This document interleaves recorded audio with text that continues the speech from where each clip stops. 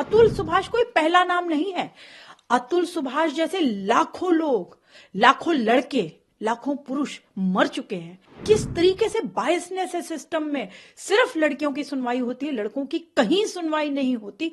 95% supreme court कहता है कि ये फेक हैं केसेस, फर्जी हैं। तो जब सुप्रीम कोर्ट ही लीगल टेररिज्म कह रहा है तो आप अनुमान लगा सकते हैं कि क्या हालत होगी इस देश के पुरुषों की। जब भी पुरुष मरता है हम सिर्फ बातें कर लेते हैं, कोई मीडिया में बहुत हाईलाइट हो गया तो हमने बातें कर ली, लेकिन मर रोज रहे हैं। जो कानून पुरुषों के लिए जो महिलाओं के लिए बने थे सुरक्षा के लिए, उनको वेपन की तरह यूज किया जा रहा है। क्या एक बाप अपने बच्चे से भी नहीं मिल सकता? वो क्या स्पर्म डोनर है या सिर्फ एटीएम मशीन है?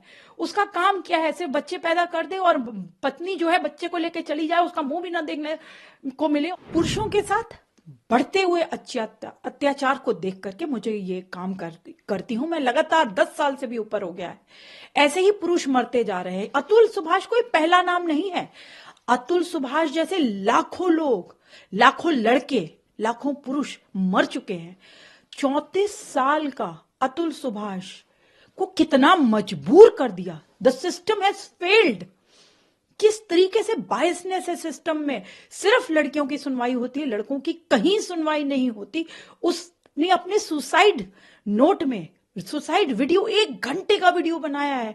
कितना पेनफुल है, कितनी सफरिंग्स है उसकी आवाज में। आप देखिए उसने अपने माता पिता को क्या क्या बोला है। आप देखिए, समझिए कि पूरे सिस्टम ने उसे फेल कर दिया और कोई संस्कार नहीं बचे हैं।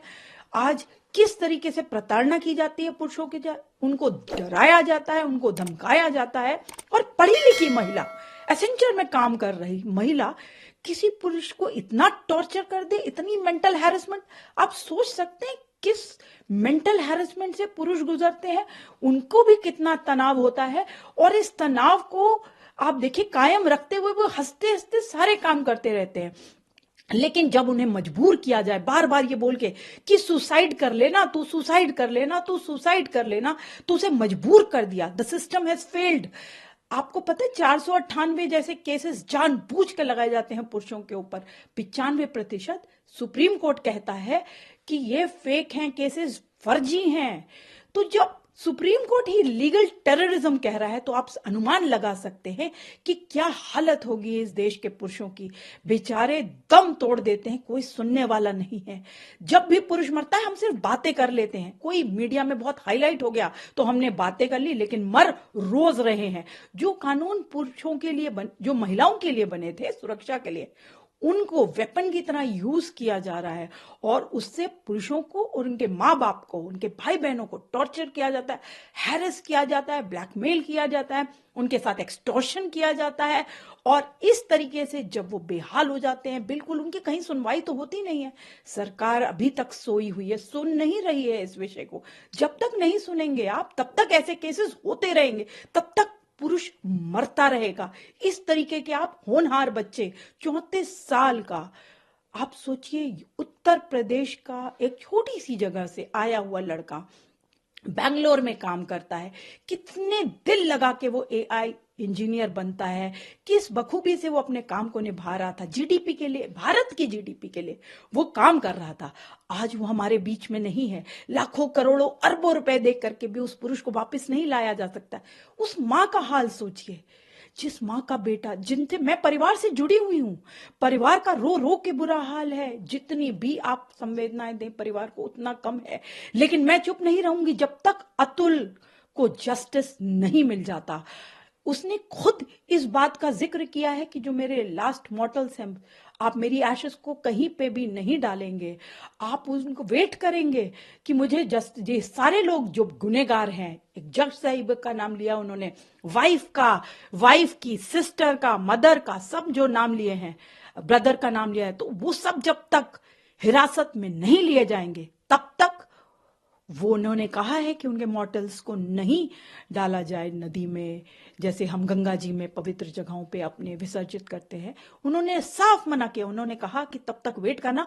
और उनको जैसे कि पता है कि जस्टिस जो है वो मिलती नहीं है इस देश में। मैं अक्सर कहती हूं justice delayed is justice denied, पर यहां तो उनको इसकी भी आशा नहीं कि जस्टिस मिलेगी। तो इसलिए उन्होंने साफ साफ ये बात स्पष्ट रूप से कही है कि अगर ऐसा ना हो तो गटर में, कोर्ट के पास जो गटर है, आप सोचिए कितनी मानसिक स्थिति उनकी रही होगी, कितनी खराब मानसिक स्थिति रही होगी उस लड़के की, जिसने जीवन भर अपनी माँ को एक अच्छा बेटा बन के दिखाया, अपनी पत्नी को एक अच्छा पति बन के दिखाया, लेकिन पत्नी अपने बेटे को लेकर के उस घर को छोड़ के चली गई। क्या एक बाप अपने बच्चे से भी नहीं मिल सकता? वो क्या स्पर्म डोनर है या सिर्फ एटीएम मशीन है? उसका काम क्या है? सिर्फ बच्चे पैदा कर दे और पत्नी जो है बच्चे को लेके चली जाए, उसका मुंह भी ना देखने को मिले, और उसे वो केसेस डालती रहे रोज, court court court court court, कितने सारे केसेस, हजारों कोर्ट डेट्स होती है एक लड़के को, और हर कोर्ट डेट में लड़के का मैंडेटरी होता है जाना। लड़कियां ना आए तो कोई बात नहीं, लेकिन लड़के का आना जरूरी होता है, और उसे ही प्रताड़ित किया जाता है कोर्टों में। तो कोर्टों को भी समझना चाहिए कि ये ट्रेंड बंद किया जाए। फर्जी केसेस की वजह से लाखों पुरुष आत्महत्याएं कर रहे हैं। ये डेटा बद से बदतर होता जा रहा है। मैंने आपको अभी बताया 4 गुना होने वाला है ये डेटा। 3 गुना तो ऑलरेडी है मैरिड मैन सुसाइड, 4 गुना होने वाली। लेकिन आज भी हम सो क्यों रहे हैं? ये सारे बुद्धिजीवी हमारे देश के जो कीड़े मकोड़ों की बातें करते हैं, उनके लिए मंत्रालय होना चाहिए, पेड़ों के लिए होना चाहिए, यहाँ तक कि महिलाओं के लिए, बच्चों के लिए, पेड़ पौधों के लिए, कुत्तों तक के लिए मंत्रालय है। तो पुरुषों की बात क्यों नहीं सुनी जा रही?